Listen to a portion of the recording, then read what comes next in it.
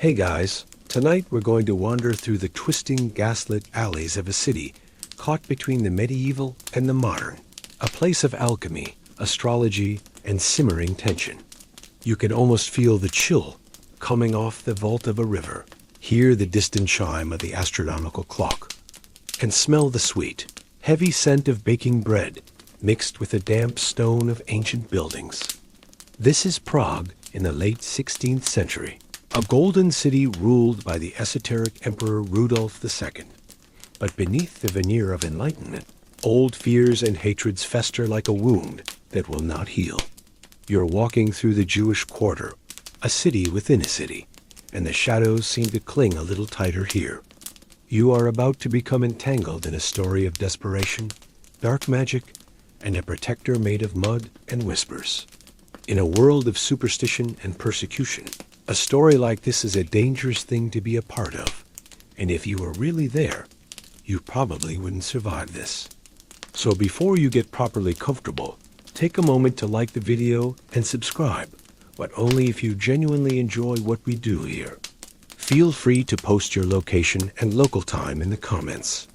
It's always a quiet thrill to see where everyone is tuning in from across the globe.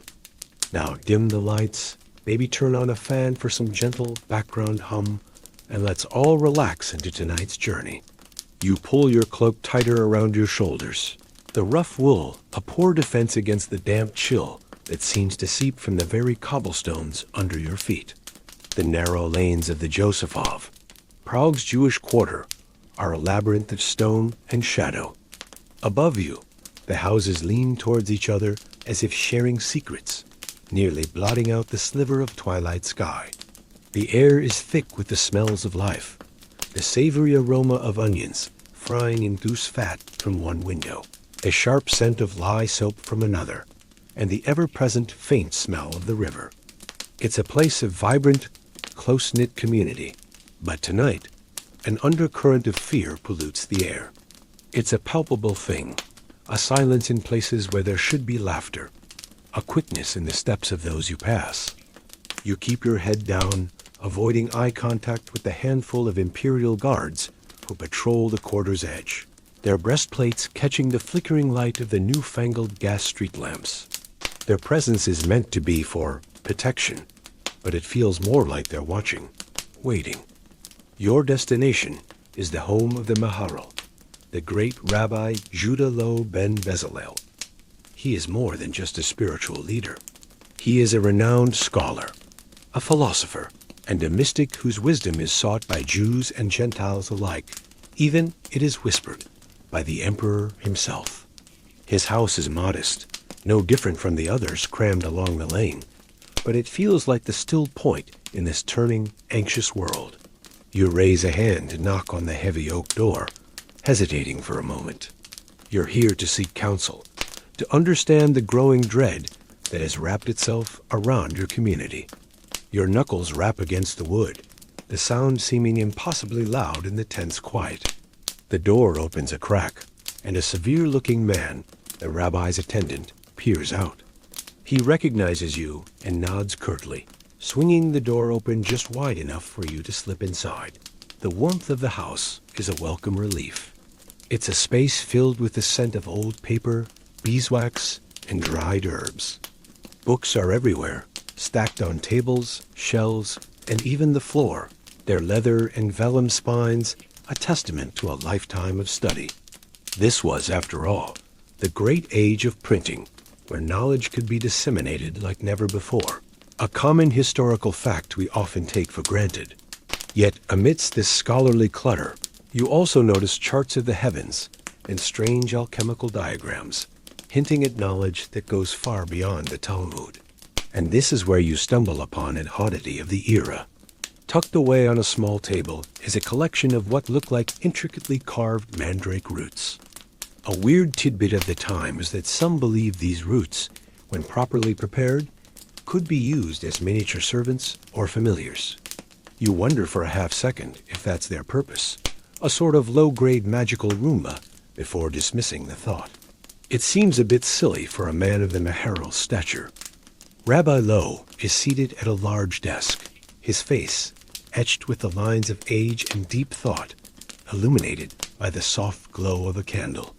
He looks up as you enter, and his eyes, though old, are piercingly clear. He gestures for you to sit. You don't need to explain the reason for your visit. He can see the fear on your face, hear it in the city's heartbeat.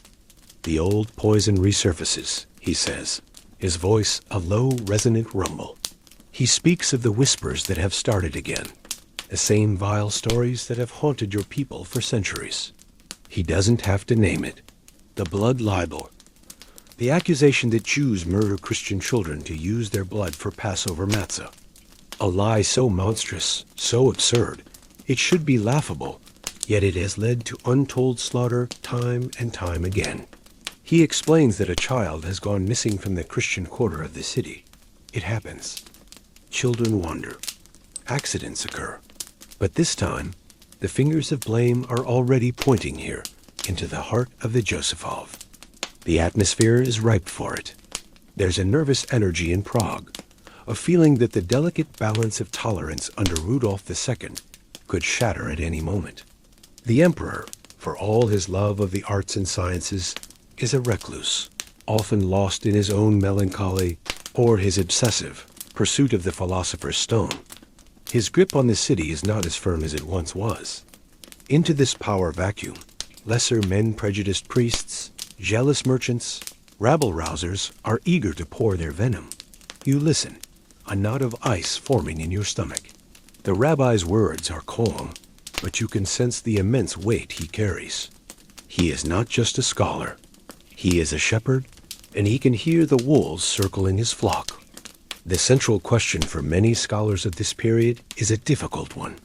Historians still debate whether the relative golden age for Jews in Prague under Rudolf II was a genuine period of enlightened tolerance, or merely a fragile pragmatic arrangement that could be, and was easily threatened by the slightest shift in the political or social climate. It's the difference between a real peace and just a quiet moment before the storm.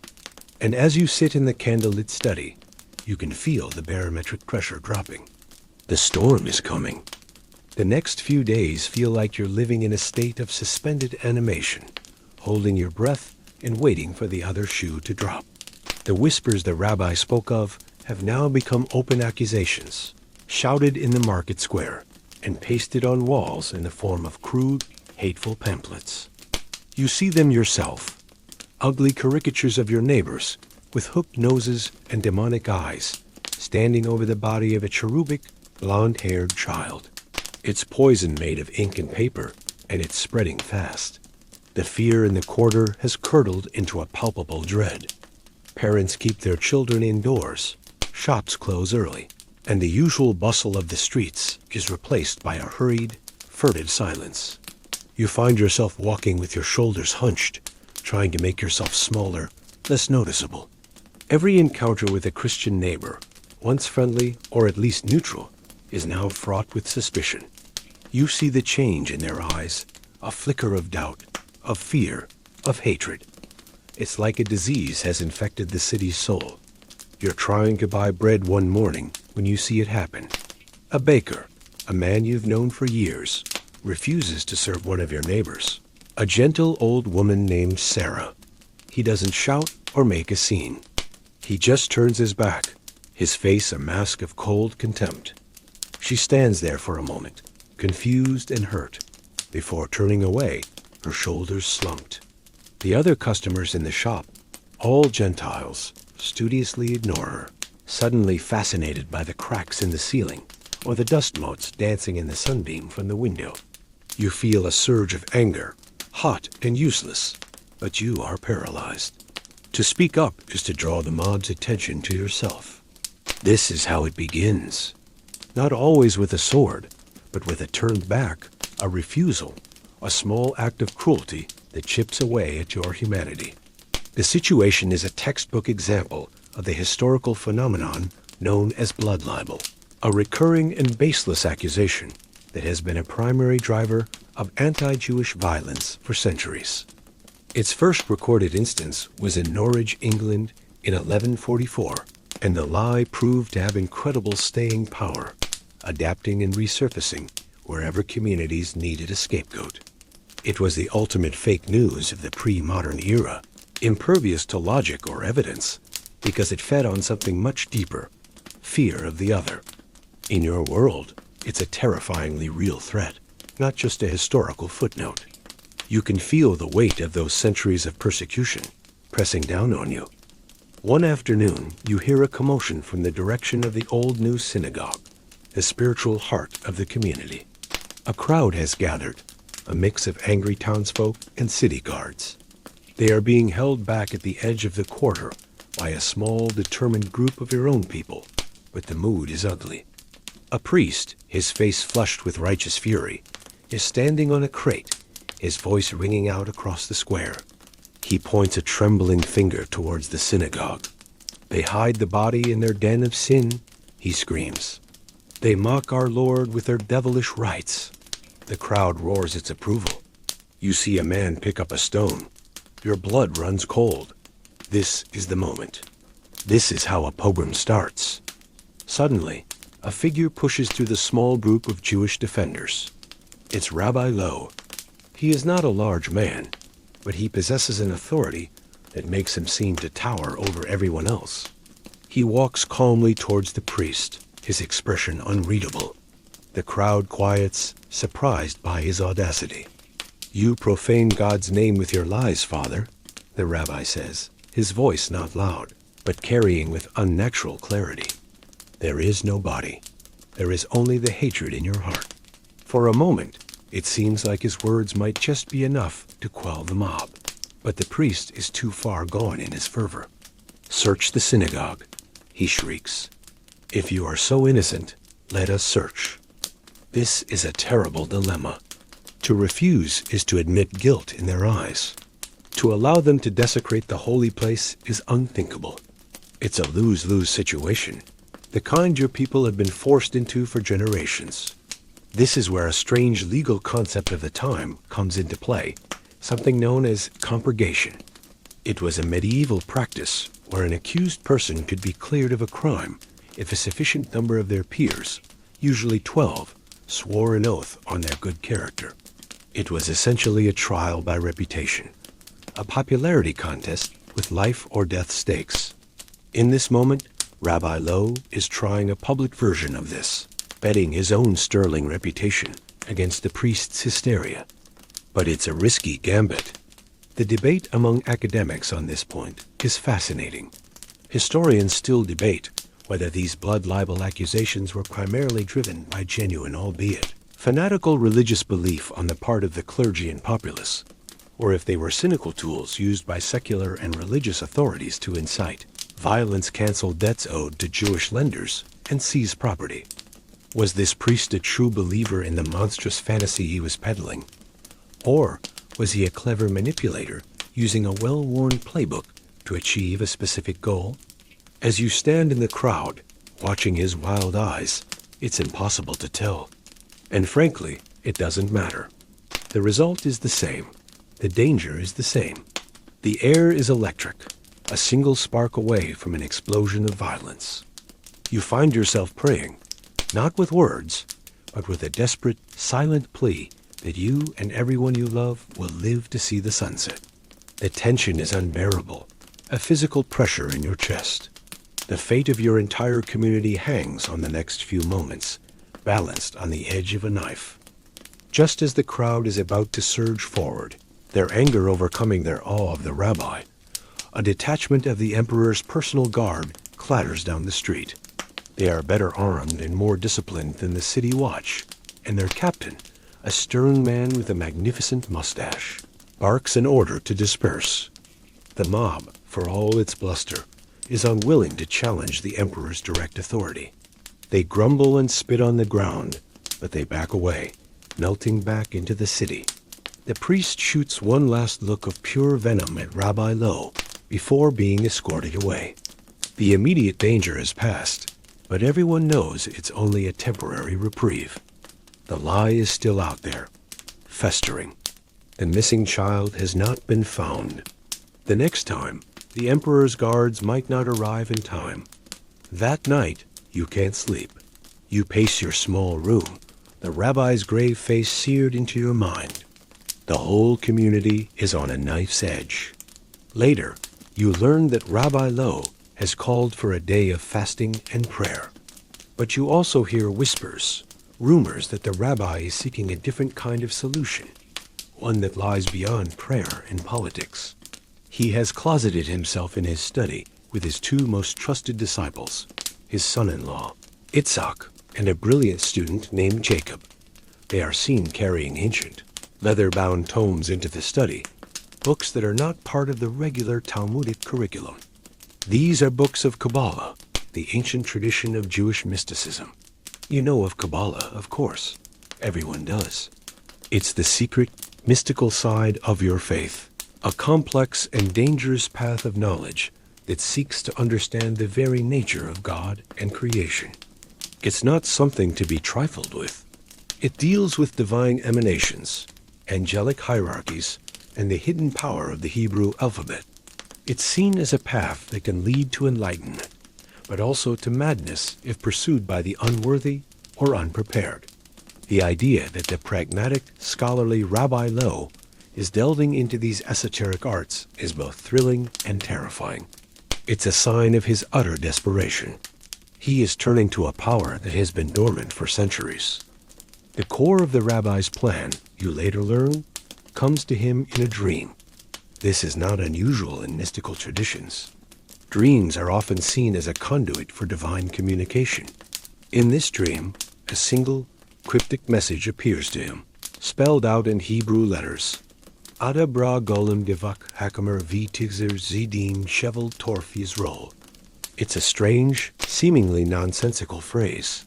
But the rabbi, a master of gematria, the mystical system of interpreting Hebrew texts by computing the numerical value of words, understands. It is an acrostic, a divine instruction manual. Create a golem out of clay, and you will destroy the persecutors of Israel. The dream provides the what, but the how is far more complex. The creation of life, even an artificial one, is a mimicry of God's Sisser, and is considered the most profound and perilous act of Kabbalistic magic. It requires immense spiritual purity, precise knowledge, and unwavering focus. The central component is the use of one of the secret names of God. This is a common theme in Jewish mysticism. It's a well-known historical fact that in ancient Judaism, the true personal name of God, represented by the tetragrammaton YHWH, was considered so holy that it was only spoken once a year by the high priest in the Holy of Holies of the Temple in Jerusalem. After the temple's destruction, the exact pronunciation was lost, becoming the ultimate mystery. Kabbalah, however, posits that there are other names, other combinations of letters with immense creative power. Finding and correctly vibrating such a name is the key to animating the inanimate. The rabbi and his two disciples begin their preparations. They purify themselves through fasting, ritual immersion, and constant prayer. They study the Sefer Yetzirah, the Book of Creation, one of the oldest and most mysterious Kabbalistic texts. It's a dense, cryptic work that describes creation not as a physical act, but as a process involving the 22 letters of the Hebrew alphabet and the 10 Sephirot, or divine numbers. To a modern mind, it might sound like a kind of cosmic computer code. You get the inputs right, the syntax correct, and you can theoretically alter reality. It's a far cry from the simple faith you practice every day. The level of scholarly and spiritual rigor required is immense. This is not a case of waving a wand and saying some mumbo-jumbo. It's more like trying to solve a multidimensional metaphysical equation. A little-known tidbit about the Sefer Yetzirah is its connection to astrology and anatomy. The text assigns letters to various parts of the year, the heavens, and the human body. For example, it might associate one letter with the month of Nisan, the constellation of Aries, and the right hand.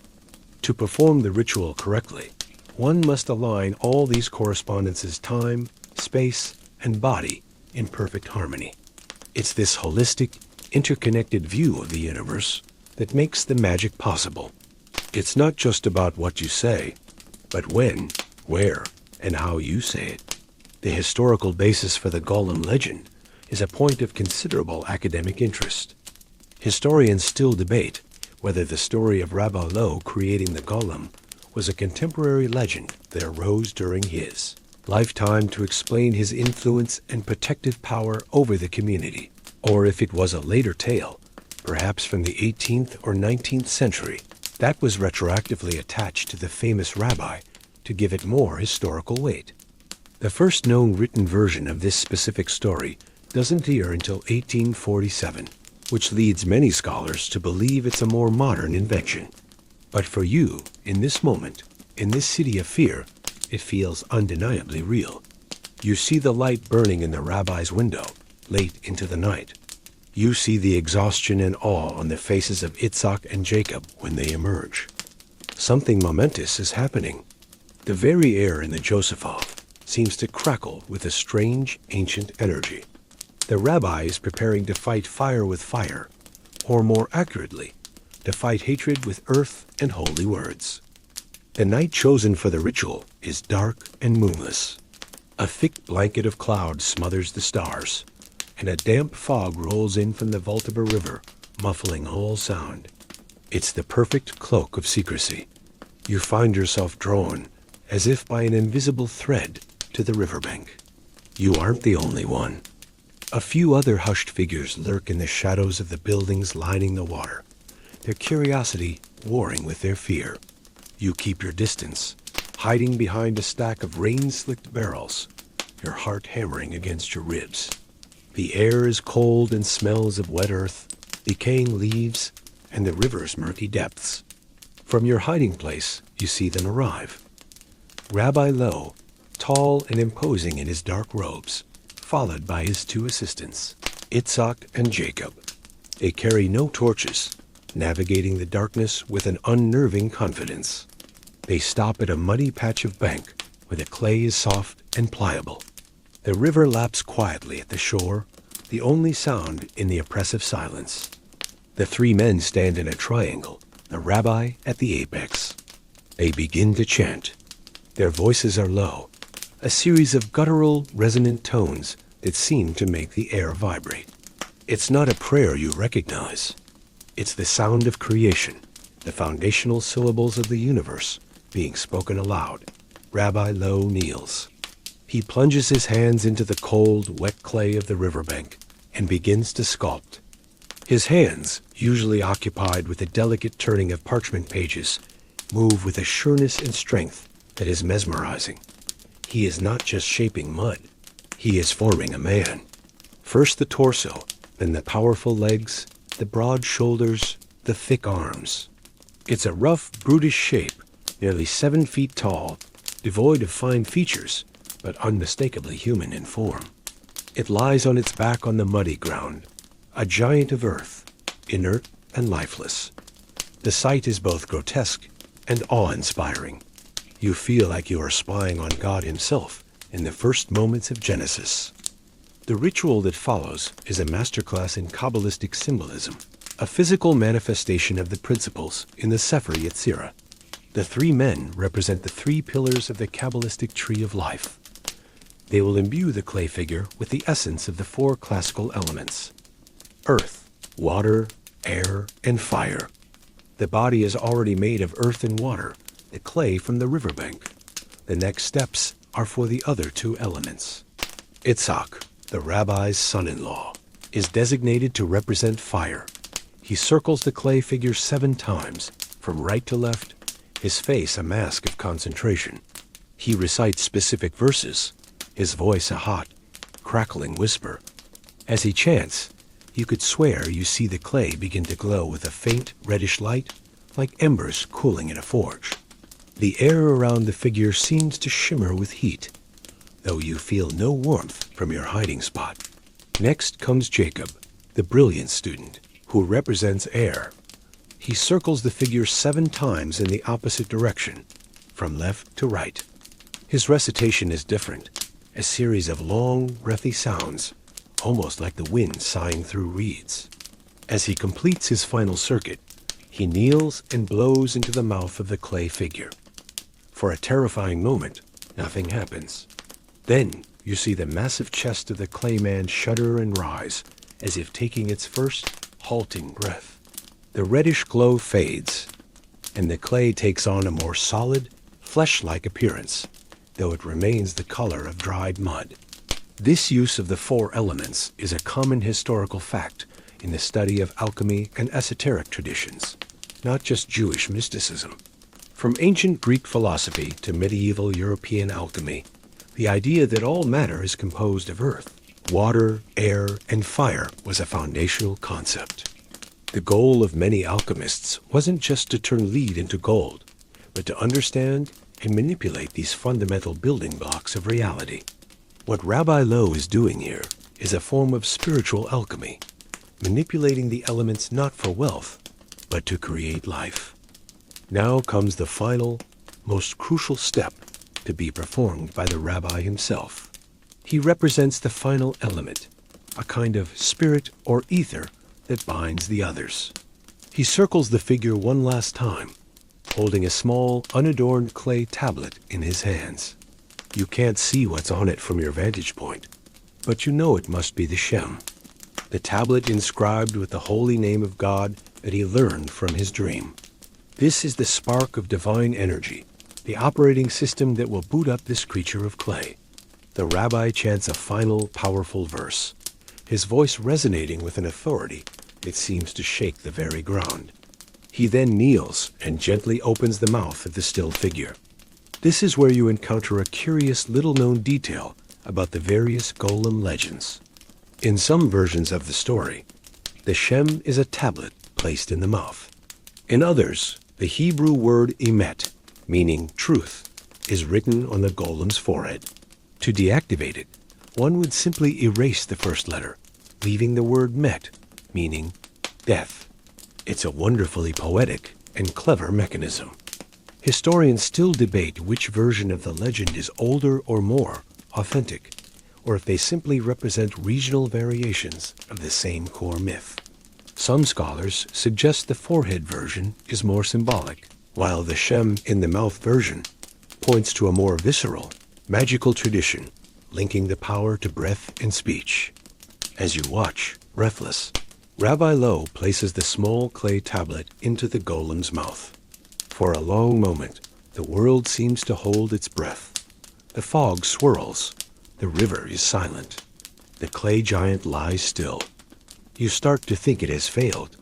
Perhaps it was all just a desperate, foolish hope. Perhaps the age of miracles is truly over. You feel a pang of disappointment and pity for the old rabbi, who has staked everything on this one mad act. But then, as you are about to turn away, you see it. A tremor runs through the massive earthen body. The clay fingers twitch. A twitching of the fingers is just the beginning. A deep, grinding sound, like stone grating on stone, emanates from the creature's chest. Its legs tense, digging into the soft mud of the riverbank. Its head, a featureless lump of clay just moments ago, slowly turns from side to side. The movement is stiff, unnatural, like a marionette just learning to use its strings. Then its eyes open. There are no pupils, no irises, just two dull, glowing embers, like the ones you thought you saw when Itzhak performed his part of the ritual. They are not the eyes of a living thing. They are the eyes of a furnace, and they seem to look right through you, seeing nothing and everything at once. A collective gasp goes through the small group of hidden onlookers. This is no longer a statue. It is something else entirely. Rabbi Loew and his assistants step back, their faces a mixture of terror and triumphant awe. They have done it. They have cheated the natural order and sculpted a man from the mud. The golem, as it will come to be known, pushes itself up, first onto its elbows, then into a sitting position. It moves with a ponderous, immense strength, the clay of its body groaning and creaking with the effort. It sits there for a moment, its glowing eyes scanning the foggy darkness, its head cocked as if listening to a sound no one else can hear. The rabbi steps forward, his own fear now replaced by a commanding presence. He speaks to the creature, not in the holy language of the ritual, but in simple, clear Yiddish. "You will be named Yosef," he says, his voice firm. "You cannot speak, but you will understand. You will obey my commands. You will protect the people of Israel from those who seek to harm them. You will be our shield." The golem, Yosef, does not nod or give any sign of comprehension, but it slowly, deliberately gets to its feet. It is huge, taller than any man you have ever seen, broader than a draft horse. It stands on the riverbank, a silent, terrifying silhouette against the graying dawn sky. The fog swirls around its massive legs. It is a thing of earth and magic, a walking testament to the rabbi's desperate gamble. The journey back to the heart of the Josephov is a strange and silent procession. The rabbi leads the way, and the golem follows a few paces behind, its footsteps heavy and rhythmic, thudding on the cobblestones. You and the other secret witnesses melt back into the alleys, your minds reeling from what you have seen. The news will spread, not in shouts, but in whispers, from house to house, from one wide-eyed resident to another. By the time the sun is fully up, everyone in the quarter will know. Something has changed. A new piece has been placed on the board. The golem is hidden away in a small, windowless room in the rabbi's house, which also serves as a synagogue. It stands motionless in the corner, indistinguishable from a clay statue, unless you look into those faintly glowing eyes. It requires no food, no water, no sleep. It simply waits. It is the perfect servant, the perfect weapon. The name the rabbi gave it, Yosef, is significant. It's a common historical fact that names in Jewish tradition are deeply meaningful. Yosef, Joseph, in the Torah, was a protector of his people, using his wisdom and position in Egypt to save them from famine. By naming the golem Yosef, the rabbi is defining its purpose, casting it in the role of a guardian. It's an aspirational name, a prayer for what he hopes this creature will be. The creation of an artificial servant is not unique to Jewish folklore. A little-known parallel can be found in the work of the 13th century Islamic scholar Al-Jazari, who was the chief engineer at the Artukid Palace in what is now Turkey. He wrote the Book of Knowledge of Ingenious Mechanical Devices, which included designs for over 100 automata. One of his most famous creations was a peacock fountain, where automated servants would emerge to offer soap and towels to guests. While Al-Jazari's creations were marvels of mechanics' gears, weights, and water power, and the golem is a product of magic. Both spring from the same deep-seated human desire to create an artificial helper, a being to serve our needs. It seems we've always been trying to build a better butler, whether it's with cogs or with Kabbalah. Now that the creature exists, a new set of questions arises. The rabbi has succeeded in his mystical endeavor, but what has he truly unleashed? The golem is pure, raw power, but it has no soul, no conscience, no understanding of nuance. It is a tool, and a tool can be used for good or ill. It can also be misused through carelessness. The weight of this responsibility seems to settle on Rabbi Loew's shoulders. You see him in the days that follow, his face more lined than ever, his expression one of constant, weary vigilance. He has made a guardian, but now he must be its warden. The academic world has long been fascinated by the figure of the golem and what it represents. Historians still debate whether the golem myth should be interpreted primarily as a story of Jewish empowerment and wish fulfillment in a time of persecution, or as a cautionary tale about the dangers of hubris and the unintended consequences of wielding power, even for a righteous cause. Is it a story about fighting back, or a warning about becoming the monster you seek to destroy? The truth is, it's probably both. The legend is powerful because it contains this deep ambiguity. As you think about the hulking clay figure standing silently in the rabbi's house, you feel both a surge of hope and a profound sense of unease. You wanted a protector. You got one.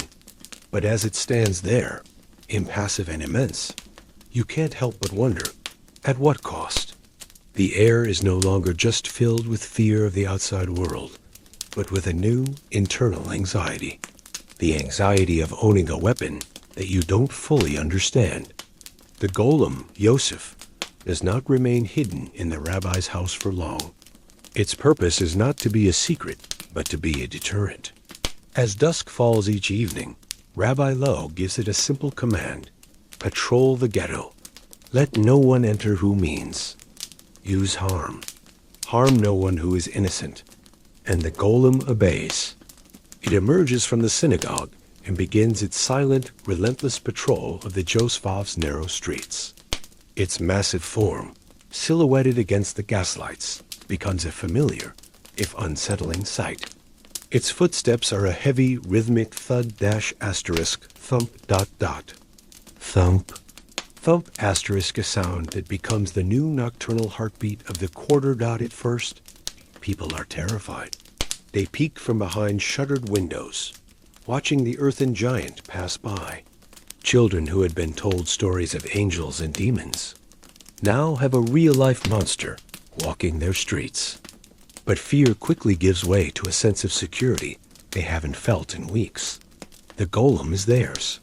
It ignores the residents of the quarter, its glowing eyes passing over them as if they aren't there. It is focused only on the boundaries, the entrances, the places where danger might encroach. It is a walking wall, a living security system. You find your own fear of the creature slowly being replaced by a grudging respect and even a strange sort of affection. You start to think of that steady, thudding footstep not as a sound of dread, but as a lullaby, a promise that you are safe for another night. The guards at the ghetto's entrances, the same ones who had been sneering and aggressive just days before, are now unnerved. They have heard the rumors, and now they see the proof. A 7-foot-tall man made of clay who doesn't eat, sleep, or flinch. They keep their distance, their bravado evaporating in the face of this silent, supernatural sentinel. Drunken toughs who used to enjoy harassing people at the edges of the quarter now give it a wide berth. The invisible line that separates the Josefov from the rest of Prague has suddenly become very, very real. The golem's presence alone is a powerful message. This community is no longer helpless. This idea of a protective spirit or entity guarding a specific place is a common historical fact found in folklore all over the world. The ancient Romans had their genius loci, the protective spirit of a place. Japanese Shintoism is filled with kami, who guard mountains, forests, and shrines. The golem is a uniquely Jewish expression of this universal human concept, the belief that a place can have a guardian, a non-human entity that ensures its safety and prosperity. It's a comforting thought that the very land you live on might have your back. The golem's routine is simple and unchanging. It patrols from dusk until the first hint of dawn. Then it returns to the synagogue, where the rabbi meets it and removes the shem from its mouth. The moment the tablet is removed, the golem freezes, the light in its eyes dies, and it becomes once more an inert statue of clay. It remains this way throughout the day, a silent lump in the corner, until the rabbi reanimates it for its nightly duty. This daily ritual of activation and deactivation is crucial. It ensures the rabbi remains in complete control. One night, you are walking home late, having stayed to help a neighbor mend a fishing net. The streets are empty, except for the lone, hulking figure of the golem on its patrol. As you round a corner, you come face to face with it. It is much larger up close. You can see the rough texture of its clay skin, the cracks and fissures from its creation. Its head swivels, and for a heart-stopping second, its glowing eyes seem to fix on you. You freeze, your breath catching in your throat. You are innocent. But how does it know that? Its programming is simple. Harm no one who is innocent. But what is the margin of error on a magical creature? Its head is a blank slate, its face incapable of expression. It is impossible to know what it is thinking, or if it thinks at all. After a moment that stretches into an eternity, it turns its head and continues its patrol, its heavy footsteps. Receding down the alley, you lean against a wall, your legs weak with relief. This encounter highlights a weird little tidbit about many golem stories.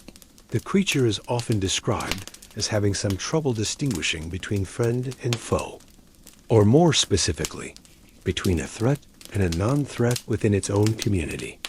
Some tales mention the golem accidentally injuring Jews because they were running or shouting, and it misinterpreted their actions as aggressive. It's the ultimate problem of a binary security system. It lacks the ability to understand context. It's like a smoke alarm that goes off when you're just searing a steak. It's technically doing its job, but it's also incredibly annoying and slightly terrifying. The effectiveness of this supernatural guardian raises an interesting point of academic discussion. Historians still debate whether the widespread belief in magic and the supernatural during the 16th and 17th centuries acted as a genuine deterrent to crime and social disorder.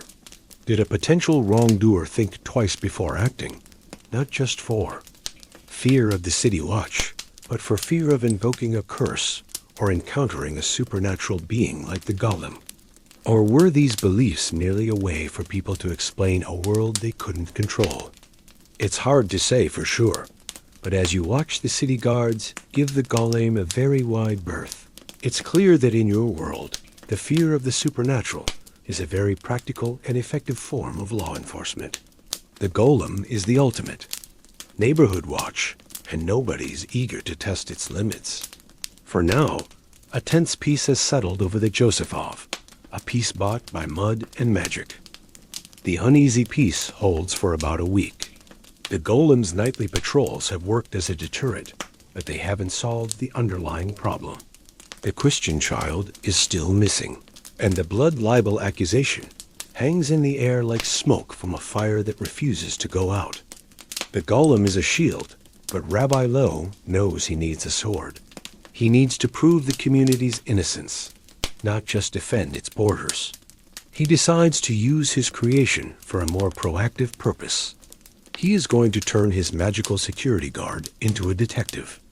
One evening, before sending Yosef on his patrol, Rabbi Loew gives him a new specific set of instructions. He shows the golem a piece of the missing child's clothing, a small, brightly colored ribbon that the child's grieving mother had given to the authorities. He allows the creature to smell it, though it has no nose. It's a symbolic gesture, an attempt to focus the golem's magical senses. Find the one who holds this child, the rabbi commands. Find the source of the lie. He then places the shem in its mouth, and the clay giant lumbers out into the Prague night, but this time with a new mission.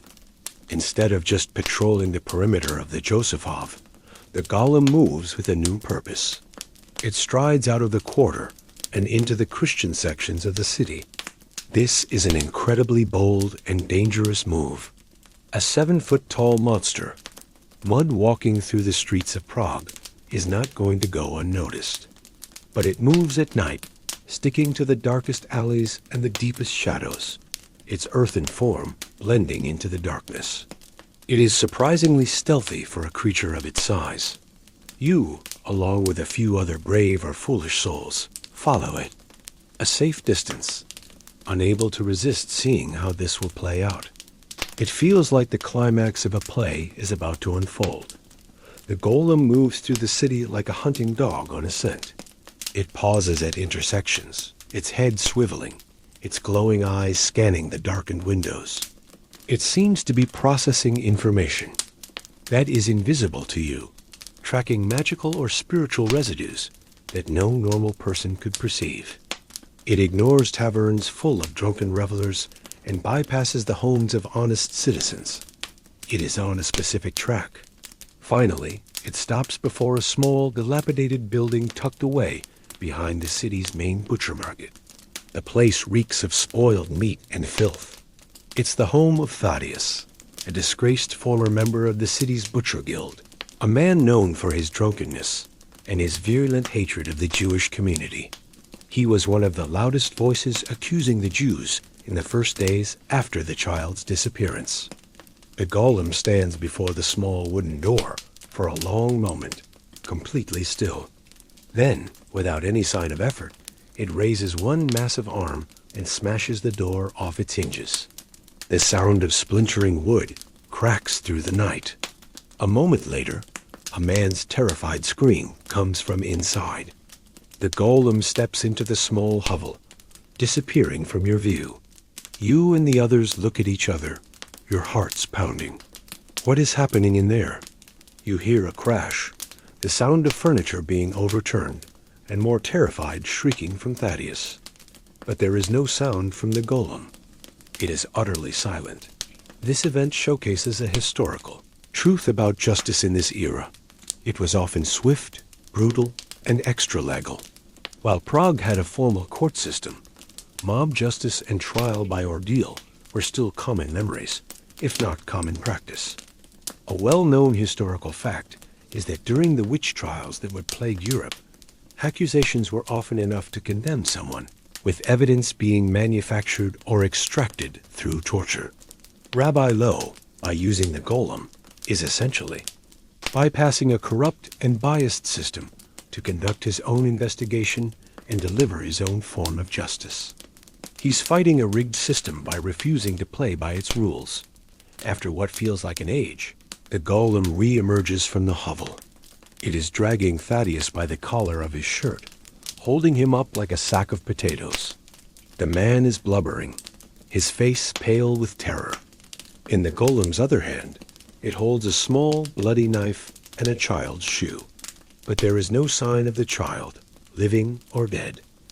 A wave of confusion and horror washes over you. What does this mean? The golem then does something unexpected. It doesn't harm Thaddeus. It simply holds him there, impassive, until the city watch, drawn by the commotion, arrives on the scene. The guards, seeing the giant mud man, the terrified Thaddeus, and the incriminating evidence, are momentarily stunned into inaction. It's here we find a weird tidbit from the annals of crime and punishment. In some parts of medieval Europe, animals could be put on trial for crimes. There are documented cases of pigs being tried and executed for attacking children, or insects being excommunicated for destroying crops.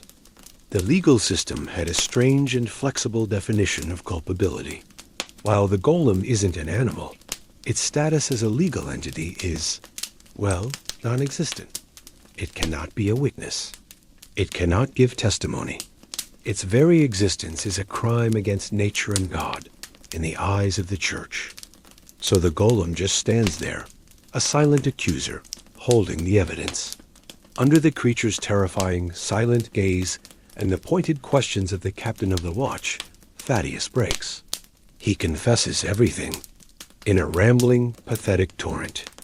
Of words, he admits that he was paid by a shadowy group of anti-Jewish agitators, led by the very priest who had tried to incite the mob at the synagogue. The plan was simple. They had kidnapped the child and were holding him in a hidden cellar, planning to murder him and plant his body in the Josefov just before Passover to spark a massive pogrom. Thaddeus's job was to be a key witness.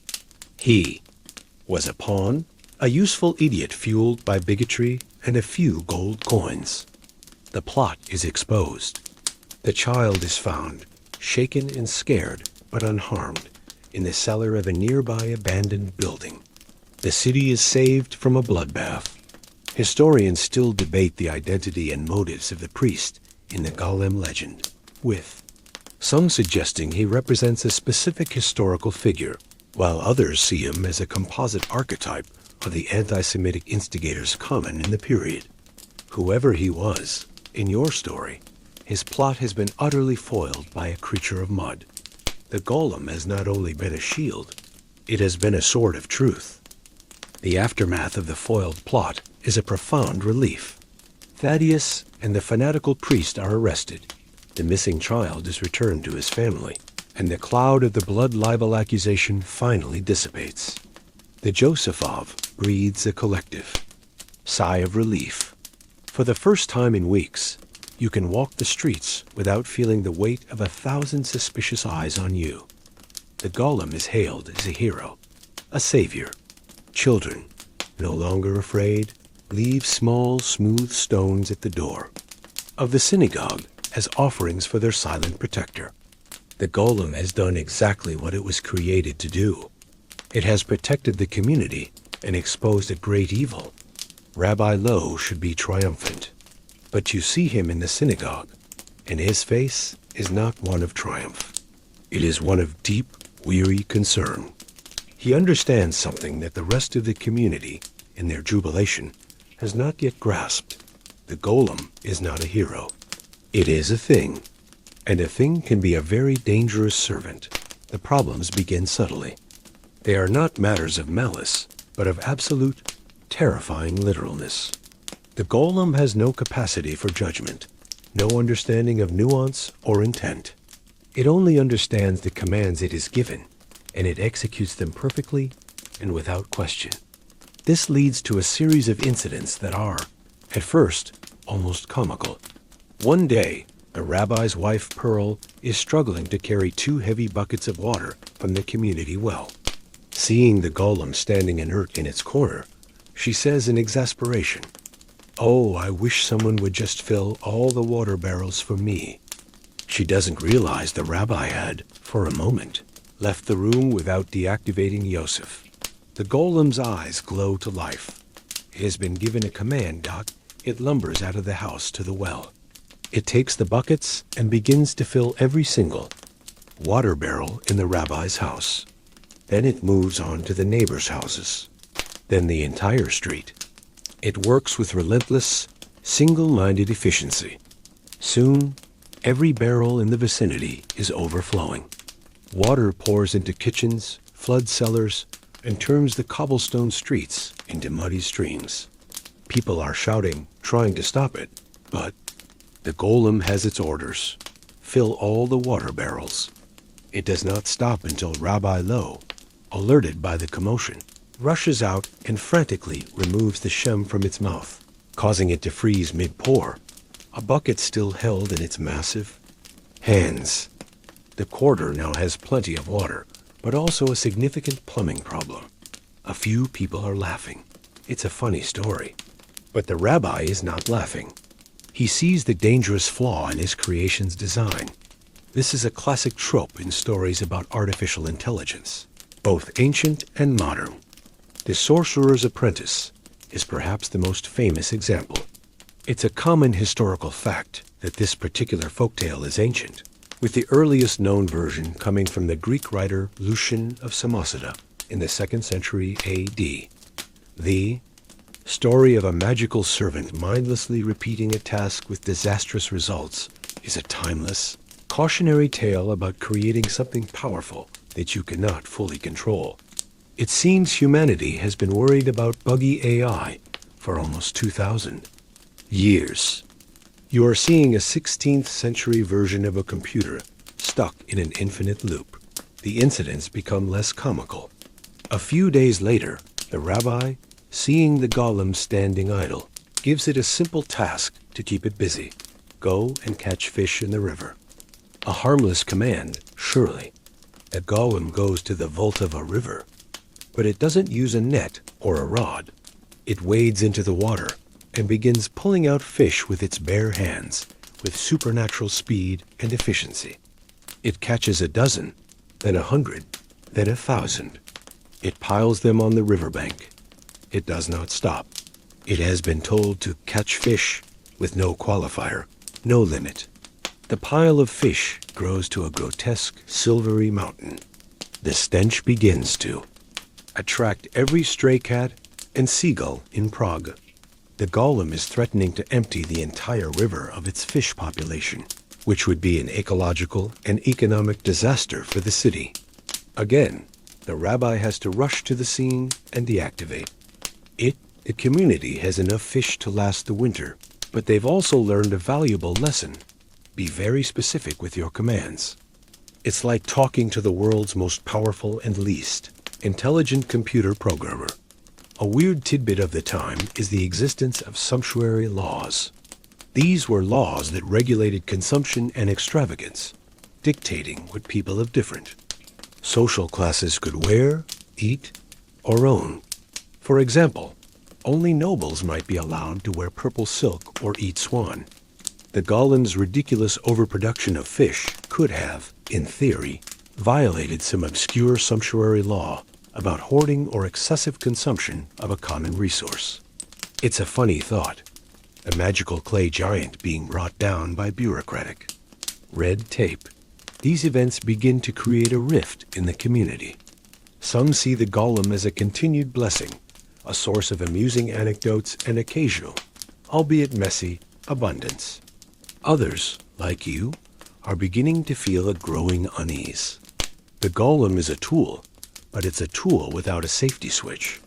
Its presence is changing the quarter, making people reliant on its power and careless with their words.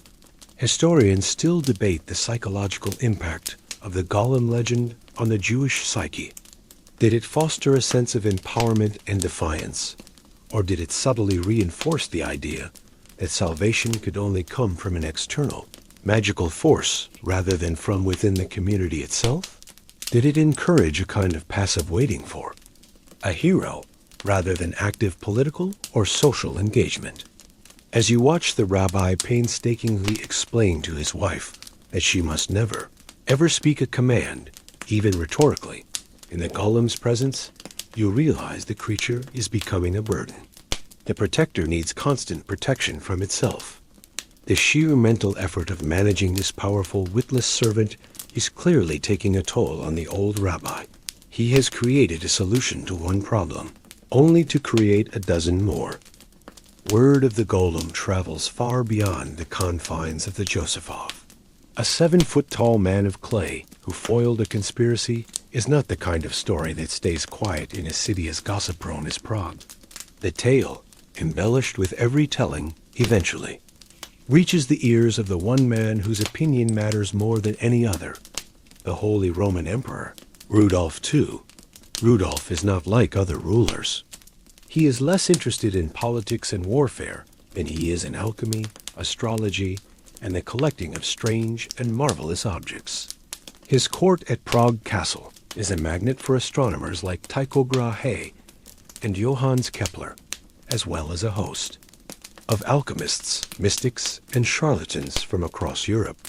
He has a cabinet of curiosities, a Kunstkammer, filled with everything from exotic taxidermy to intricate clockwork automata, and, allegedly, a unicorn's horn. A man made of mud and animated by secret Hebrew magic is exactly the kind of thing to pique the emperor's interest.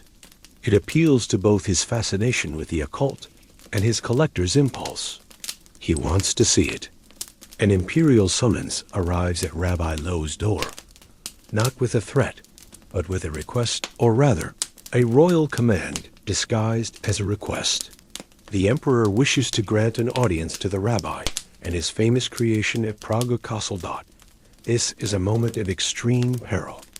The community may see the golem as a protector, but to the outside world, especially the powerful church, it is an abomination, a creature of black magic.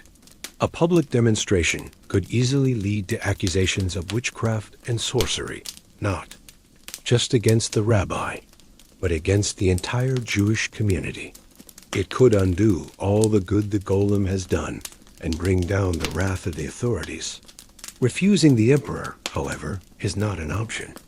To deny a direct summons from Rudolph, too, would be seen as an act of treason. Rabbi Loew is caught in a political and spiritual vice. He spends 2 days in prayer and contemplation before giving his answer. He will go. He will take the golem to Prague Castle, but he will do it on his own terms. He sends a reply to the emperor, agreeing to the audience, but with one condition.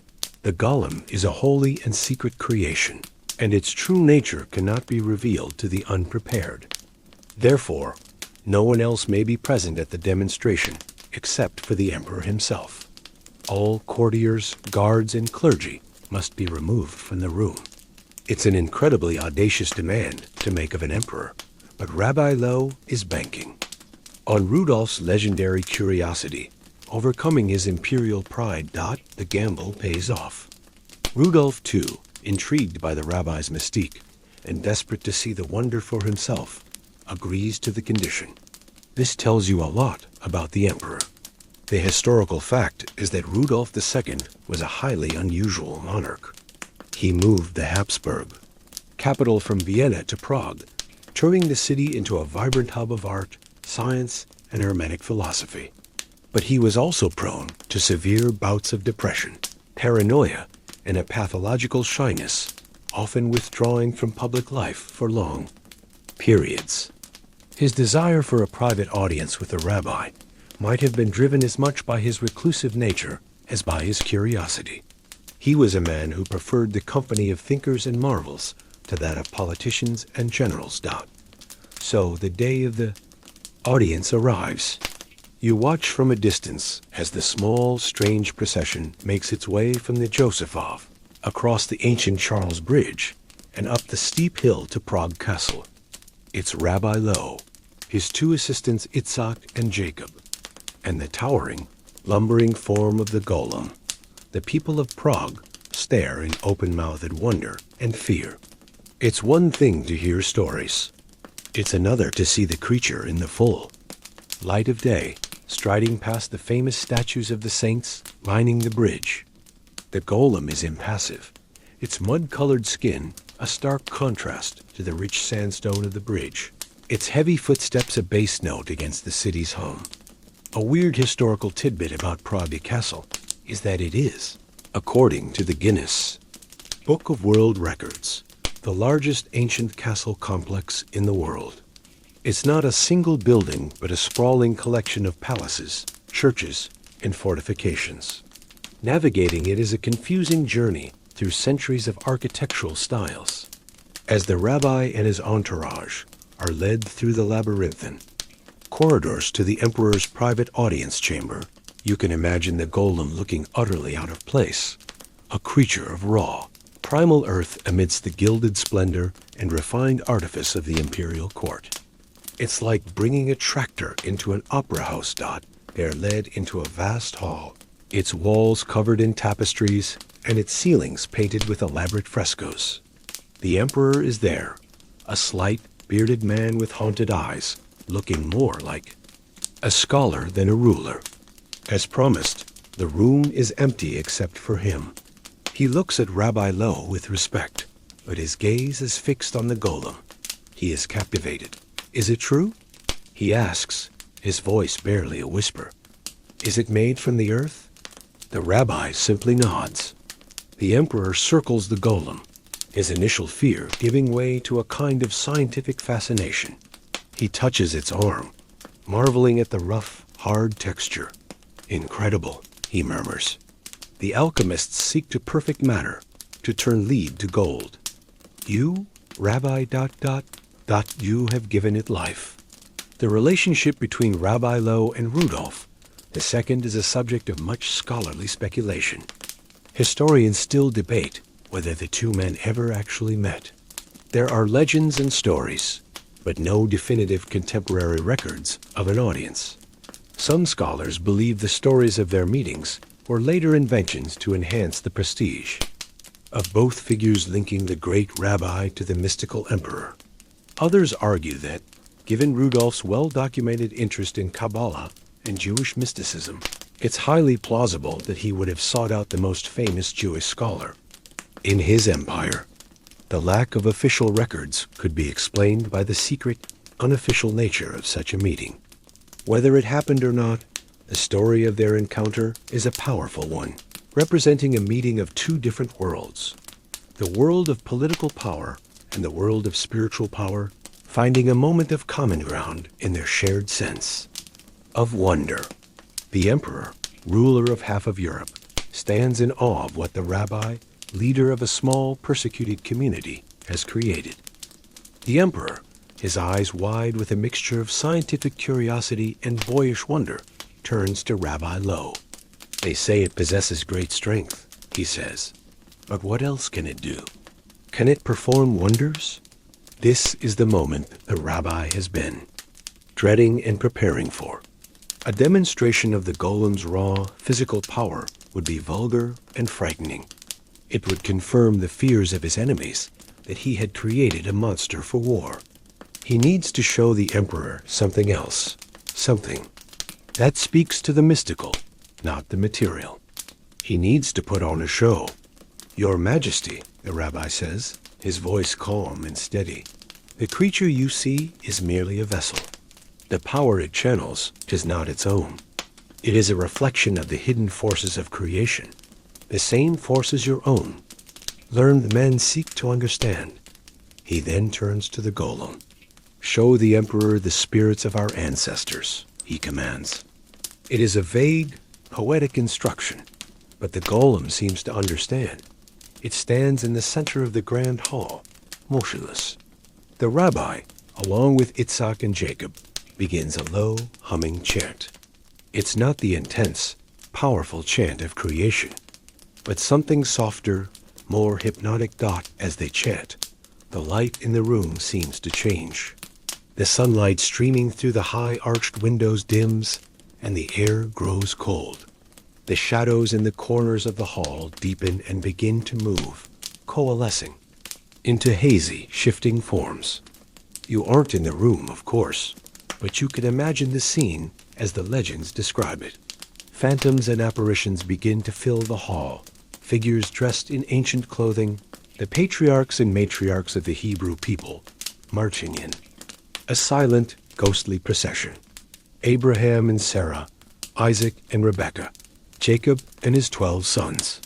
They flicker in and out of existence, their faces sorrowful and wise. It is a stunning, terrifying, and beautiful illusion. The emperor is utterly enthralled. He steps back, his hand to his mouth, his haunted eyes filled with awe. He is witnessing a pageant of ghosts, a magical history lesson brought to life. This is far more impressive to him than a simple feat of strength. This is high magic, a glimpse into the spiritual world he so desperately wants to understand. The rabbi has played his hand perfectly.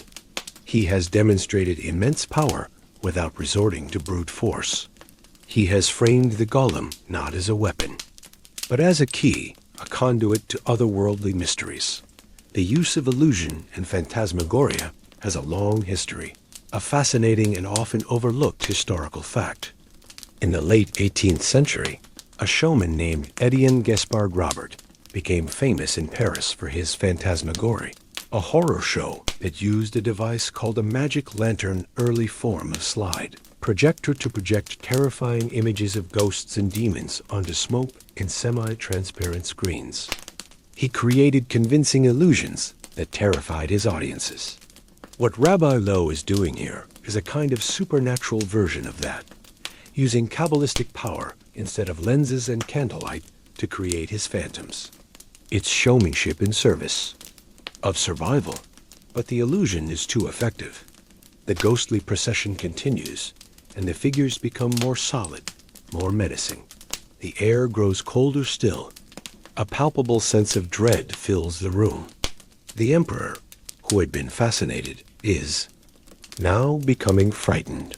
He sees the phantom of a kingly figure approaching him, its eyes burning with an otherworldly light. He stumbles backward, his face ashen. "Enough, Rabbi," he cries out, his voice trembling. "Stop them. I command you to stop them." Rabbi Loew signals to his assistants, and they stop their chant. The phantoms flicker and dissolve, melting back into the shadows. The sunlight returns to the room, and the air warms. The golem stands impassively in the center of the room, as if nothing has happened.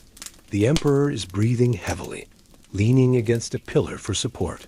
He has been shown a power far greater and more terrifying than he imagined. A little-known detail about Rudolph, too, is that he was terrified of assassination and had a deep-seated paranoia about his own family, particularly his ambitious brother, Matthias. It's possible that the spectral procession conjured by the rabbi inadvertently tapped into the emperor's deepest fears about vengeful spirits and the ghosts of power-hungry ancestors. The illusion was not just a spectacle. It was a psychological probe that hit its mark all too well. The rabbi apologizes profusely. "Forgive me, Your Majesty. I misjudged the strength of the spirits." The emperor, collecting himself, holds up a hand. He is shaken, but also deeply impressed. He has seen what he wanted to see, and more. "You are a man of great and terrible power, Rabbi Loew," he says. "I see now why your people hold you in such esteem." He then makes a proclamation. He issues a royal decree, reaffirming the rights and protections of the Jewish community of Prague. He declares that any who harass them or repeat the vile blood libel will face his imperial wrath.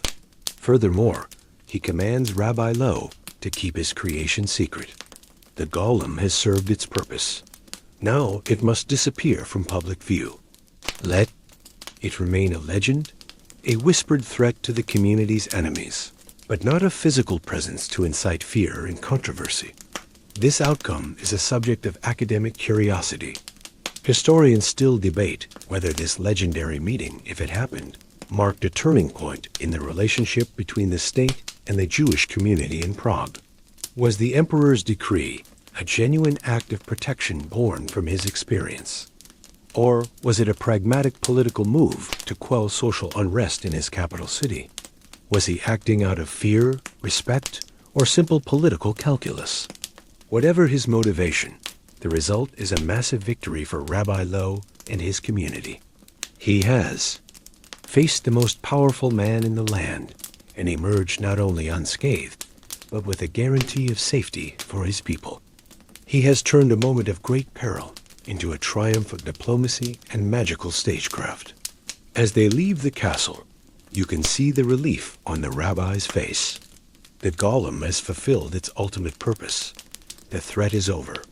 Now, all he has to do is put his creation away. But as with everything concerning the golem, that will prove to be more complicated than it sounds. With the emperor's decree, a genuine peace settles over the Josephof. The golem's job is done. The external threat has been neutralized, not by the creature's fists, but by the awe and fear it inspired in the one man who mattered. Following the emperor's command, Rabbi Loew retires the golem from its nightly patrols. There is no longer a need for a hulking, silent guardian to walk the streets. The creature is to be kept hidden, a secret weapon held in reserve. During the week, it stands inert in the rabbi's synagogue study, a dusty clay statue that only a few people know the truth about.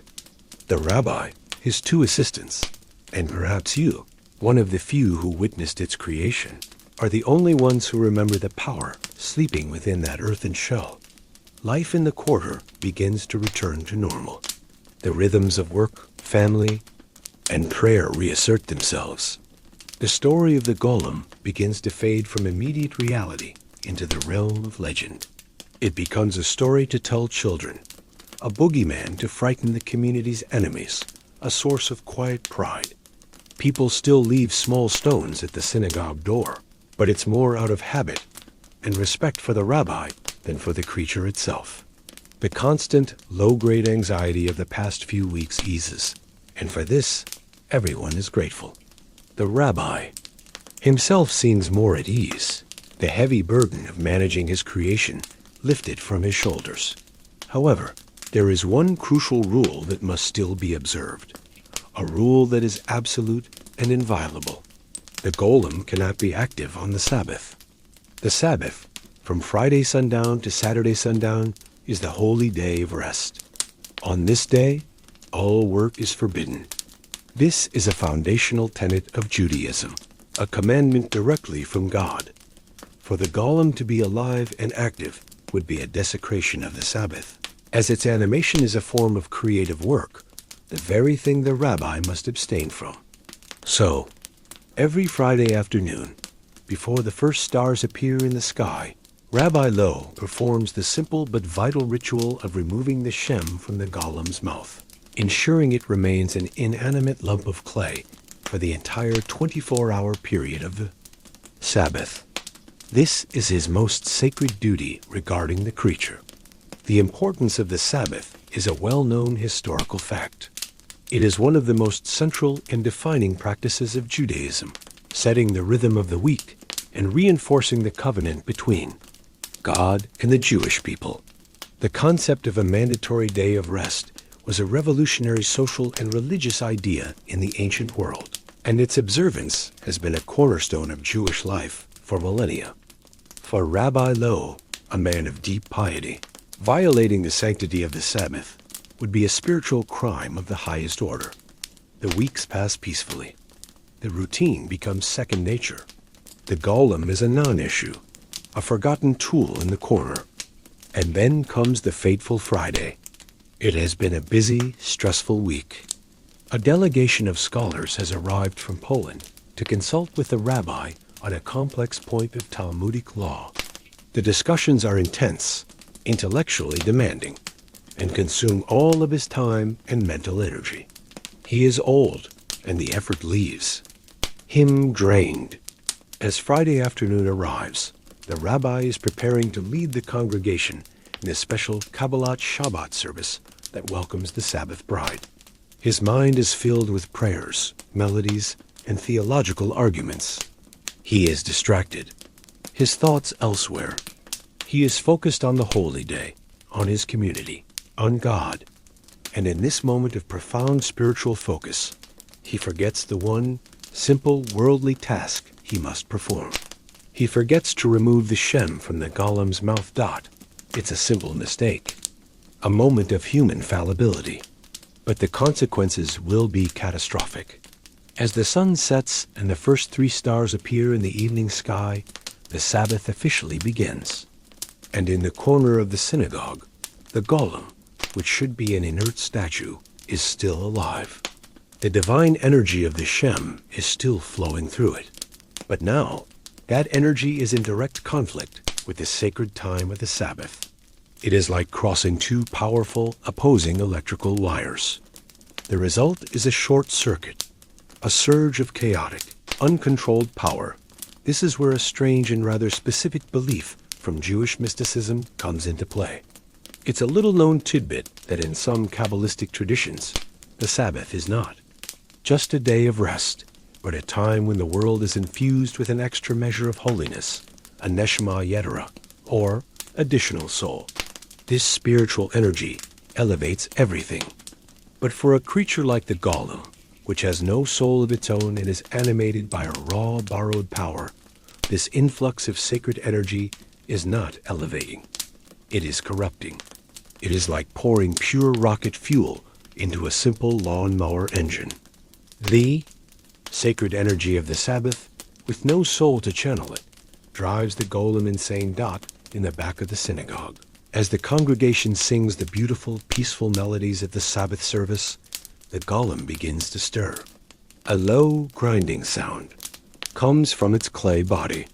The embers in its eyes, usually a dull glow, begin to burn with a fierce, bright intensity. A tremor runs through its massive frame. Its head snaps up. It is no longer the passive, obedient servant. It is something else now, something wild, something wrong. The nature of the golem's berserk state is a matter of some debate among folklorists. Historians still debate whether the golem's rampages, a common feature in later versions of the legend, are meant to be seen as a result of a magical malfunction, a kind of spiritual short circuit as described here, or if they have a deeper psychological meaning. Does the golem go mad because of the Sabbath, or does it represent the repressed anger and violent impulses of the persecuted community, finally breaking free in a destructive, uncontrolled way? Is it a story about the dangers of forgetting a religious duty, or is it a darker allegory about how the tools of vengeance can turn on their creators? You, in this story, don't have time for such academic questions. You are in the synagogue, singing the evening prayers, And you are about to find out exactly what happens when a soulless creature of immense power goes completely off the rails. The peaceful melody is about to be shattered by the sound of splintering wood and a roar that is not human. The first sign that something is terribly wrong is not a sound, but a feeling. A sudden, cold dread that cuts through the warm, communal atmosphere of the Sabbath service. Then comes the sound, a deep, resonant crack from the back of the synagogue, like a giant tree branch snapping. The congregation falters, their voices trailing off. Everyone turns to look. What they see makes their blood run cold. The Golem Yosef, their protector, has just punched a hole through the thick oak of the synagogue's back wall. It stands there, half in and half out of the building, its eyes burning with a malevolent, white-hot light. It is no longer just glowing. It is incandescent. A woman screams. The golem turns its head, the movement jerky and unnatural. It lets out a roar, a sound that is not made of breath and vocal cords, but of grinding earth and raw power. It is a sound of pure, mindless rage. It takes another step, and the wall crumbles around it. It is free. Panic erupts in the synagogue. People scramble for the doors, tripping over benches, their prayers turning to shouts of terror. In the chaos, you see Rabbi Loew's face. It is a mask of horror and dawning comprehension. He knows what he has done. He knows what he has forgotten. The golem does not attack the people. It seems not to even see them. It is driven by a different, more chaotic impulse. It is like an earthquake, a hurricane, a natural disaster in human form. It crashes out of the synagogue and into the narrow streets of the Josephov. Its rampage is one of pure, indiscriminate destruction. It smashes market stalls, sending fruit and vegetables flying. It overturns carts with a casual flick of its wrist. It punches holes in the walls of houses, its massive fists reducing centuries-old stone and plaster to dust. It is not evil. It is not malicious. It is simply a force of nature that has been unleashed, a runaway engine of chaos. You and the other congregants spill out into the street, watching in horror as your neighborhood is torn apart by the very thing that was created to protect it. The steady, reassuring asterisk thump ... thump asterisk of its patrol has been replaced by the sickening crunch of destruction. The golem moves with a terrifying speed and strength, far greater than it ever displayed before. The corrupting energy of the Sabbath has supercharged it, turning it from a reliable workhorse into a raging bull. It picks up a heavy wooden cart and hurls it into the side of a building, where it shatters into 1,000 pieces. The scene is one of utter pandemonium. It's a stark reminder that in the 16th century, there was no emergency response. A historical fact of urban life in this period was the constant threat of fire. With houses made of wood and plaster, crowded together, a single stray spark could destroy an entire district in hours. The golem's rampage, smashing lanterns and upsetting hearths, is not just destroying property. It is creating a massive fire hazard that could doom the entire quarter. The creature is a walking catastrophe. Amidst the chaos, you notice a strange and terrifying detail. The golem seems to be growing. With every act of destruction, its clay form seems to expand, to become larger and more monstrous. It's a weird tidbit that appears in some, but not all, versions of the golem legend. The idea that its power is unstable, and that in its berserk state, it can grow uncontrollably. It's a terrifying visual metaphor for how a problem, left unchecked, can spiral into a disaster of unimaginable proportions. The protector has become a caillou, a giant monster threatening to level its own city. The community is helpless. What can you do against a 7-foot now, perhaps 8-foot giant of supercharged magical clay? Men throw stones at it, but they bounce off its hard skin without leaving a mark. They try to snare it with ropes, but it snaps them like thread. The golem is unstoppable. The irony is bitter and absolute. The creature built to save them from a pogrom is now inflicting a similar level of destruction itself. It has become the monster it was meant to fight. The central question that arises from this part of the legend is a profound one. Historians still debate the deeper meaning of the golem's Sabbath rampage. Is it simply a dramatic plot device, a way to create a climactic confrontation? Or is it a theological statement about the relationship between humanity and God?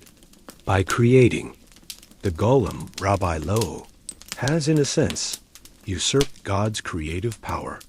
His sin is not just forgetfulness, but the hubris of creation itself. The rampage, then, can be seen as a divine punishment, a lesson that any power that attempts to circumvent the sacred laws like the law of Sabbath rest will inevitably lead to chaos and destruction. It's a story about how even the best of intentions can curdle into disaster when they are not tempered by piety and humility. As you huddle in a doorway, watching the golem tear the roof off the baker's shop, you see Rabbi Loew. He is standing, alone in the middle of the street, amidst the debris and the chaos. His face is grim, resolute. The fear is gone, replaced by a terrible, sad determination. He is the creator. This is his mistake, and he is the only one who can fix it. He begins to walk slowly, deliberately, towards the raging monster. As Rabbi Loew walks toward the rampaging golem, a hush falls over the chaos. The panicked residents of the Josephov, peeking from their hiding places, stop to watch. It is a scene of mythic proportions. The aged, stooped scholar advancing on the 8-foot-tall monster he created. The golem, in the middle of tearing a wrought iron sign from its post, pauses. It turns its head, its burning eyes fixing on the approaching rabbi. For the first time since its madness began, it seems to focus on a single person. It lets out another of its earth-grinding roars, a challenge and a warning. The rabbi does not flinch. He continues his slow, steady advance. He knows he cannot overpower the golem physically. He cannot reason with it. He has only one option: to get close enough to remove the shem from its mouth and cut off its power source. It's the equivalent of trying to pull the plug on a runaway nuclear reactor while it's in the middle of a meltdown. The slightest misstep will mean his own destruction, and likely the doom of the entire quarter. He begins to sing. His voice, old and strained, cuts through the tense silence. But he is not singing a prayer of peace or a hymn of the Sabbath. He is singing the 21st Psalm, a song of despair and abandonment. Asterisk, my God, why have you forsaken me? The choice is deliberate. He is acknowledging his failure, his spiritual crisis. He is humbling himself before God and before his creation. The golem cocks its head, its rage momentarily replaced by something that looks like confusion. The sound of the psalm, a melody of profound sorrow, seems to penetrate its madness in a way that shouts and screams could not. This moment highlights a core tenet of many mystical traditions: the power of sound and vibration. A common historical fact in the study of religion is the use of chanting, sacred songs, and mantras to alter consciousness and influence the spiritual world. From Gregorian chants in Christian monasteries to the Om of Hindu practice, the belief that specific sounds have power is universal. Rabbi Loew is not just singing a song. He is using a specific frequency of spiritual energy to counter the chaotic energy that is consuming the golem. He is fighting magic with a different kind of magic. As the rabbi gets closer, he raises his hands, not in a gesture of attack, but of supplication.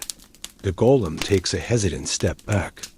It is still a creature of immense power, but its relentless forward momentum has been broken. The rabbi is exploiting a loophole in its corrupted programming. The golem was created to protect the community and obey the rabbi, even in its madness. A vestige of that primary command must remain. It cannot bring itself to strike down its own creator. This is where you notice a strange detail, a weird tidbit passed down in the more esoteric tellings of the tale. A golem's rampage was one of destruction, but it never actually harmed a single person. It smashed buildings and objects, but it always seemed to avoid striking any of the fleeing residents. It was a storm of chaos, but a strangely precise one. This suggests that even in its berserk state, its core directive, harm no one who is innocent, was still partially active, however twisted and corrupted. It could destroy their homes, but not their bodies. The rabbi is now standing directly before the towering creature. He has to crane his neck to look up at its blank, featureless face. The heat radiating from its glowing eyes is intense. He reaches the end of the song, his voice cracking with emotion. The golem is still, its massive clay hands clenched into fists at its sides. It is a coiled spring of destructive energy, held in check by a thread of ancient obedience and a sorrowful song. Then, the rabbi does something clever. He knows he is too short to reach the golem's mouth. He needs to bring the creature's head down to his level. He calls out to his son-in-law, Itzhak, and his student, Jacob, who are watching in terror from the edge of the square. The circle of creation must be undone. He shouts, "Walk the circles in reverse. Unmake what we have made." Understanding dawns on their faces. They begin to circle the golem, not in the direction of creation, but in the opposite path, unwinding. The ritual. Jacob, who represented air, circles first, chanting his verses backward. Then Itzhak, representing fire, does the same. As they complete their reverse ritual, the golem shudders. The fierce, white-hot light in its eyes dims back to a dull, red glow. It seems to weaken, to shrink, its shoulders slumping. Its head lowers, just enough. The precise methodology of the golem's deactivation is a point of contention and variation in the legend. Historians still debate whether the most common version of the tale, the rabbi simply confronting the golem and removing the shem, is the original, or if more complex versions involving reverse rituals were added later by storytellers with a deeper knowledge of Kabbalistic practice. The version with the reverse ritual is more symmetrical and magically logical, showing that what can be done can also be undone by following the same steps in reverse. Seeing his chance, Rabbi Loew lunges forward. He reaches up and thrusts his hand into the golem's open mouth, past its clay teeth. His fingers close around the small, smooth clay tablet of the shem. He pulls it free. The effect is instantaneous. The light in the golem's eyes dies completely. The tremor in its body ceases. The immense, terrifying presence that filled the square just vanishes. The golem freezes in place, its head bowed, its arm still raised from its last act of destruction. It is, once again, nothing more than a statue of cold, inert clay. The monster is gone. The silence that follows is more profound than any noise. The residents of the Josephov slowly emerge from their hiding places, looking at the frozen giant and the devastation it has wrought. The Sabbath is saved. The community is safe.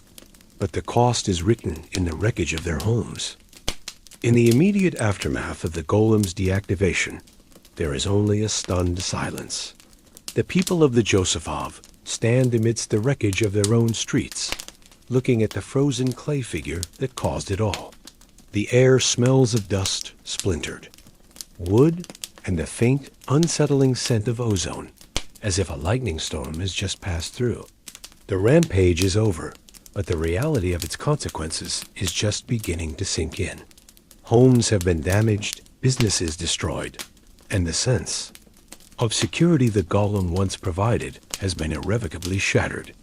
It has been replaced by the terrifying knowledge of what that power can do when it slips its leash. Rabbi Loew stands before his creation, his shoulders slumped with an exhaustion that is more than physical. He looks old, fragile, and deeply sad. He holds the small clay tablet, the Shem, in his hand.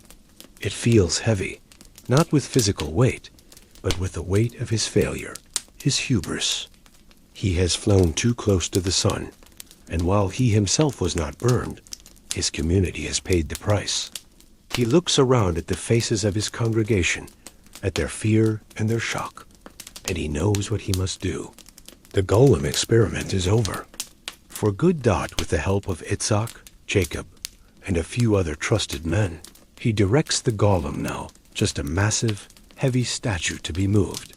It's an arduous task, requiring levers and rollers, but they manage to haul the inert figure back into the now damaged synagogue. They lay it on the floor, a giant of clay sleeping its final dreamless sleep. A rabbi then performs a final solemn ritual. He doesn't just leave the Shem out. He takes a hammer and smashes the clay tablet into dust.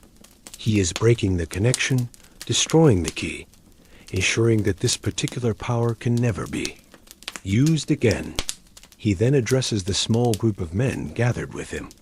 His voice is low, filled with sorrow. "We sought a shield to protect us from the evil of men," he says. "But in our pride, we created a power that we could not control. We have learned a hard lesson, that true strength does not come from mud and magic, but from faith, community, and the wisdom to live within the laws God has given us. This creature will never walk again." He makes them all swear an oath of secrecy. The Golem must be hidden away, its story becoming a cautionary tale, not a temptation for future generations to repeat his mistake. This theme of a powerful creation being laid to rest is a common one in mythology. A well-known historical fact is that many cultures have stories of powerful weapons or artifacts that are hidden or destroyed at the end of an epic age. King Arthur's sword Excalibur is returned to the Lady of the Lake. The One Ring in Tolkien's lore is cast into the fires of Mount Doom. These acts signify the end of an era and serve as a recognition that some powers are too dangerous for the world to possess. The Golem is the Josphiv's Excalibur, a tool of a desperate time that has no place in an age of peace. The hiding place they choose is the Geniza, the attic of the Old New Synagogue. A Geniza is a storeroom in a synagogue used for disposing of worn-out Hebrew language books and papers on religious topics. Since the texts might contain the name of God, they cannot simply be thrown away. They must be stored with reverence until they can be given a proper burial. A little-known fact is that the Cairo Geniza, discovered in the 19th century, contained a treasure trove of nearly 500,000 manuscripts and fragments that have revolutionized the study of Jewish history and the medieval Mediterranean world. It was a dusty attic that held 1,000 years of secrets. The attic of the Old New Synagogue is a fitting final resting place for the Golem. It is a sacred space, filled with the dust of centuries and the fading words of holy texts. It is a place of memory and decay. The men haul the heavy clay body up the narrow stairs and lay it on the floor, covering it with old, tattered prayer shawls and piles of decaying parchment. It is buried not in earth, but in words. The entrance to the attic is then sealed, and the rabbi forbids anyone from ever entering it again. The Golem is gone, hidden from the world. The community begins the slow, arduous process of rebuilding. They repair their homes, mend their businesses, and try to put the terror of that Sabbath night behind them. The emperor's decree still holds, so they are safe from outside persecution. The peace they now have feels more real, more earned, than the one that was enforced by a magical guardian. It is a peace built on their own resilience, not on a borrowed power. The story of the Golem and its ultimate fate raises a complex question for scholars of folklore and religion. Historians still debate whether the final act of hiding the Golem should be seen as a tragedy or a triumph. Is it the sad end of a great protector, a symbol of Jewish power being locked away once more? Or is it a mature and wise decision, a victory, of humility over pride, and a recognition that some solutions are more dangerous than the problems they are meant to solve? The legend can be read both ways, as a lament for lost power, or as a celebration of the wisdom gained through a terrible mistake. For you, living in the rebuilt Josephov, the feeling is likely a mixture of both. You miss the security the Golem provided, but you do not miss the fear. Life is more uncertain now, but it is also more your own. The silent, empty space in the corner of the synagogue is a constant reminder of the power and the peril that walked among you, and the terrible price of forgetting. The years pass. Rabbi Loew grows older, his wisdom deepening with age, his legacy secured not by the magical creature he created, but by his scholarly writings and his leadership. The Josephov thrives in the peace guaranteed by the emperor. The story of the Golem slowly transforms. The raw, terrifying memory of the rampage softens, smoothed over by time. The sharp edges of fear are worn down into the gentle curves of folklore. It becomes a tale told by grandparents to wide-eyed children, a story of a giant of clay who protected the city and was then laid to rest by the great rabbi when his work was done. The more frightening details, the mindless destruction, the Sabbath desecration, are often omitted or downplayed. The Golem becomes a symbol of pride, a secret legend that binds the community together. You too grow older. You see the world change around you. The 16th century gives way to the 17th. Emperor Rudolph II dies, and the political climate of Prague shifts. New challenges arise, new threats emerge, but the community faces them with resilience and faith, not with magic. The memory of the Golem serves as a constant, unspoken lesson. No one ever suggests trying to reawaken it. The sealed attic of the Old New Synagogue remains untouched, a place of reverence and taboo. A sign is placed on the door forbidding entry, and the stairs leading up to it are eventually removed. The Golem of Prague is now officially a legend, a creature of story and song. And what a persistent legend it is. The story of the Golem is arguably Prague's most famous piece of folklore, a historical fact that has cemented the city's reputation as a place of mystery and magic. The tale has been adapted into novels, plays, and films, most notably the classic 1920 silent horror film, The Golem, How He Came into the World, which was a major influence on early monster movies like Frankenstein. The Golem has transcended its origins, becoming a universal archetype of the powerful, uncontrollable creation, a direct ancestor of everything from Frankenstein's monster to the rebellious robots of science fiction. The Old New Synagogue still stands today in Prague, one of the oldest active synagogues in Europe, and the legend of its hidden protector persists. A weird but persistent tidbit is the story that a Nazi agent during World War II attempted to enter the synagogue's attic to find and perhaps reactivate the Golem, only to die under mysterious circumstances. It's almost certainly an apocryphal tale, a bit of wartime propaganda, but it speaks to the enduring power of the legend. Even in the face of the 20th century's greatest evil, people wanted to believe that the Golem was still there, a dormant guardian waiting for the moment of greatest need. It's a comforting thought that a protector, however dangerous, is still on watch. Rabbi Judah Loew, Ben Bezalel, died in 1609 and was buried in the old Jewish cemetery in Prague. His gravestone is still a site of pilgrimage today. He is remembered as one of the greatest Jewish scholars and philosophers of his age. His connection to the Golem is, for most historians, a legendary attribution rather than a historical fact. Historians still debate the precise origins of the Golem legend as it is known today, with most evidence pointing to its popularization in the 19th century as part of a wave of romantic interest in folklore. But the question of whether Rabbi Loew actually created a Golem is, in some ways, irrelevant. The story exists, and its power is undeniable. It has become a part of the city's identity, a myth that feels more real than many historical events. It speaks to a deep truth about the human condition. Our yearning for protectors, our fear of our own creations, and our endless fascination with the thin veil that separates the mundane world from the world of magic.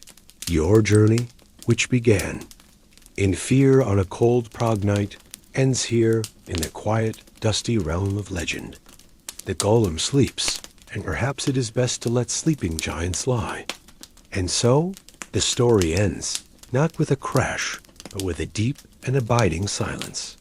The image of the golem, laid to rest among the decaying holy books in a dusty attic, begins to soften and fade from your mind's eye. The vibrant, dangerous streets of 16th century Prague recede, the sounds of the city dissolving into the gentle hum of the fan in your room. The weight of that ancient fear lifts from your shoulders, replaced by the comfortable weight of your own blanket. You can let go of the tension now. Let go of the flickering gaslights and the deep shadows. Let the story settle, finding its own quiet corner in your memory, a half-forgotten dream you might recall tomorrow. Feel your breathing slow down, becoming deeper, more rhythmic, a quiet cadence in the stillness of your room. Each breath is a soft wave, washing away the last remnants of the tale, leaving only a sense of calm and gentle peace. The whispers of Kabbalah and the heavy tread of clay feet are gone, and all that is left is the here and now. The quiet, safe, comfortable dark.